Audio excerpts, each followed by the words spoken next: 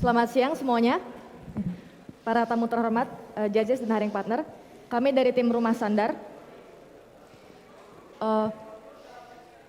Nama saya Lani Surya Alfiani, background saya hubungan internasional. Saya pada proyek ini berperan sebagai back-end developer, khususnya bertanggung jawab pada fitur payments, mulai dari integrasi ke payment gateway, melakukan implementasi di server dan database, sampai wiring ke klien, sampai siap dipakai oleh user. Rumah Sandar, sesuai dengan namanya, rumah itu di mana kita seharusnya merasa nyaman dan aman, dan sandar itu harapannya anggota rumahnya itu bisa saling percaya dan saling mengandalkan. Kenapa kami membuat proyek ini? Karena banyak penduduk Indonesia itu sudah tidak lagi memiliki orang tua. Sementara orang tua itu adalah penting sekali untuk pendidikan anak dari usia dini. Sebenarnya anak-anak ini sudah dinaungi oleh Yayasan Panti Asuhan. Namun kami melihat masih ada beberapa limitasi seperti terbatasnya fasilitas belajar dan juga ketimpangan jumlah anak-anak tersebut dan pengurusnya yang mengakibatkan mereka kesulitan belajar di sekolah. Oleh karena itu kami buat aplikasi ini sebagai penjembatan masing-masing anak tersebut, kami pasangkan dengan satu relawan yang kami sebut sebagai kakak asuh, sehingga mereka bisa melakukan bimbingan belajar secara intensif, berkualitas secara daring. Oke, perkenalkan nama saya Wandi Ismail. Background saya sebagai karyawan swasta di proyek kali ini. Role saya sebagai full stack developer, menghandle atau bertanggung jawab untuk wiring klien admin dan melakukan testing. Pertama, saya akan menjelaskan timeline pembuatan aplikasi. Di hari-hari pertama, kita fokus untuk melakukan brainstorming dari ide yang sudah didapatkan, terus melakukan discussion about MVP. Selanjutnya, di hari kedua kita melakukan database skema dan mockup agar proses development lebih terstruktur. Nah, di main development session kita melakukan antara front end dan back end dilakukan secara beriringan.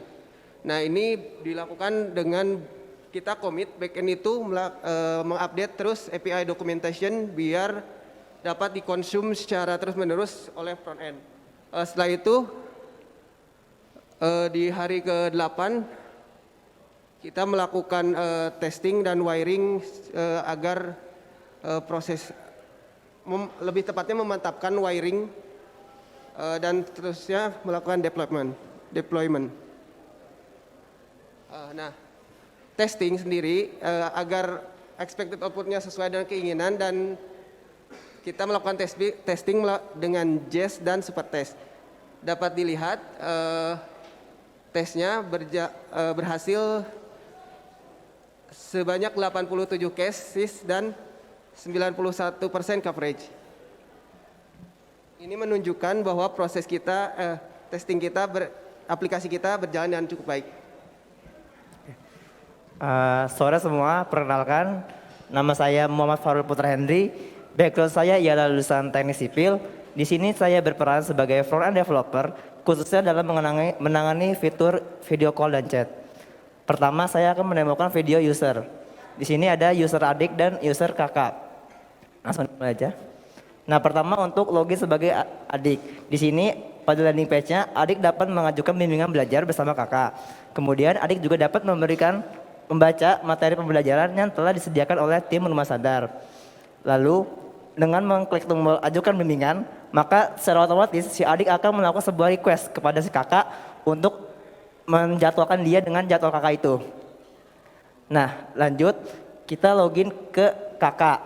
Nah, di kakak ini, bagi kakak yang belum memiliki adik, dia dapat melihat daftar adik yang tadi sudah merequest jadwal untuk diajar. Dengan mengklik jadwalkan, maka nanti si kakak akan dapat menentukan kapan ia ingin memulai mengajar si adik tersebut. Di sini ada tanggal, ada hari, jam, dan setuju. Nah, setelah setuju, dari sisi si adik, dia akan mendapatkan sebuah notifikasi berupa email yang menyatakan bahwa dia telah menemukan kakak untuk mengajar dia. Nah lalu setelah itu, maka pada landing page kakak dan adik, mereka terdapat sebuah page bernama jadwal kelas, di mana pada landing page tersebut, mereka dapat melihat schedule yang telah dibuatkan oleh tim Mas Andar. Nah apabila pada hari tersebut terdapat jadwal yang terlaksana, maka nanti ada tombol menuju kelas. Nah, pada ruang kelas ini, maka si adik dan kakak dapat melakukan interaksi secara responsif menggunakan video call dan chat, seperti yang dapat dilihat pada video tersebut.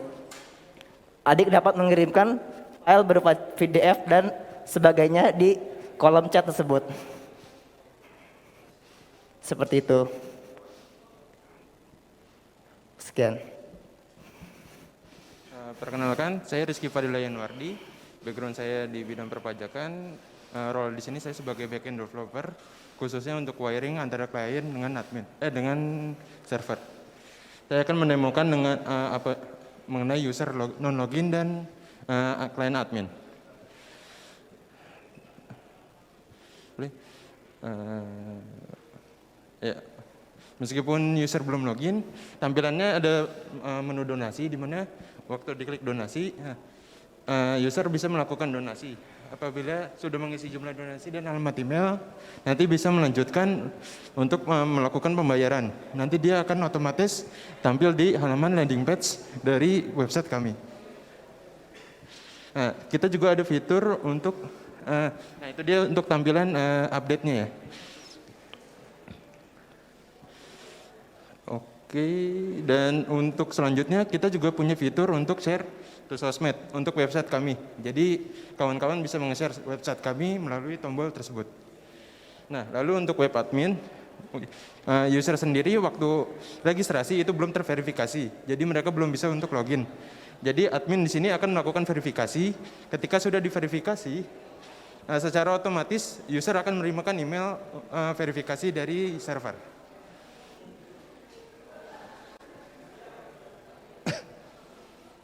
Oke. Selanjutnya untuk flow dan text tag. Untuk flow-nya sendiri kami untuk text tag-nya sendiri pertama kita menggunakan bahasa pemrograman yaitu JavaScript, dan untuk dari client side kita menggunakan React.js dan dibantu dengan Redux Toolkit. Dan untuk menu pembayaran kita menggunakan Sendit. Untuk klien akan mengirimkan respon atau data yang akan dikirimkan ke server dan diolah oleh Express.js dibantu dengan SQLS. Dan data yang tadi dikirimkan dari klien akan disimpan di Postgre, dan untuk cloud storage-nya akan dikirimkan ke Cloudinary dan ImageKit. Respon yang dikembalikan oleh server akan diolah, dan untuk fitur video call-nya ini kita menggunakan tools Agora. Dan untuk fitur chatting ini akan kita menggunakan Rock.js.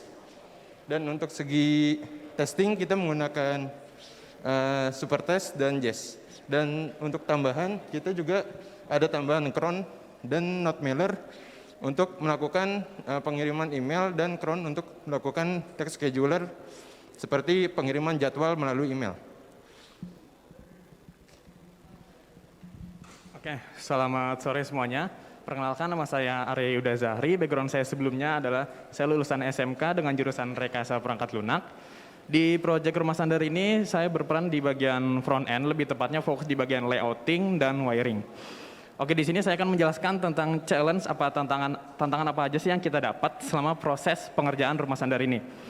Yang pertama ada limitasi di bagian cloud storage. Jadi untuk cloud storage yang kita pakai ini itu belum bisa menyimpan file PDF. Namun, kenapa sih kita perlu cloud storage yang bisa menyimpan sebuah file PDF? Karena di bagian register, ketika kakak atau pengajar ingin melakukan pendaftaran, dia harus mengupload sebuah CV dia dan bentuknya itu PDF. Nah, maka dari itu, admin bisa melihat hasil uploadannya yang register itu, bisa di-screening oleh admin, diverifikasi, kemudian sudah bisa masuk ke cloud storage-nya. Oke, selanjutnya ada beberapa text tag atau tools yang masih asing bagi kita. Oleh karena itu menjadi sebuah tantangan untuk kita untuk bisa lebih explore lebih dalam lagi tentang text tag atau tools yang ingin kita pakai agar bisa berfungsi dengan baik di proyek Rumah Sandar ini. Oke, selanjutnya untuk di bagian success story-nya. Untuk success story yang pertama, kita berhasil menambahkan sebuah cloud storage yang baru yaitu ImageKit. Jadi ImageKit ini bisa menampung gambar maupun file. Jadi yang tadinya PDF itu belum bisa ditampung, akhirnya bisa ditampung dengan ImageKit ini. Kemudian untuk selanjutnya, success story yang selanjutnya itu, akhirnya kita berhasil explore lebih dalam lagi. Untuk tech tools-nya itu juga sudah bisa berfungsi dengan baik dan sudah sesuai harapan kita masing-masing. Stretch goal. Setelah kami menyelesaikan membangun aplikasi ini, kami melihat juga kami melakukan benchmarking kepada platform yang lain dan kami menemukan bahwa biasanya ada email notifikasi sistem yang dikirim ke user untuk sebagai reminder. Lalu kami melakukan eksplorasi mengenai cron dan sekarang sistem kami memiliki cron job yang berjalan setiap harinya pada pukul 8 pagi. Lalu dia akan mengecek apakah ada user yang memiliki jadwal kelas hari ini. Jika ditemukan, user tersebut akan dikirimkan email otomatis via sistem. Berikut contoh email. Sekian dari kami, mari mulai berbuat baik dengan sesama.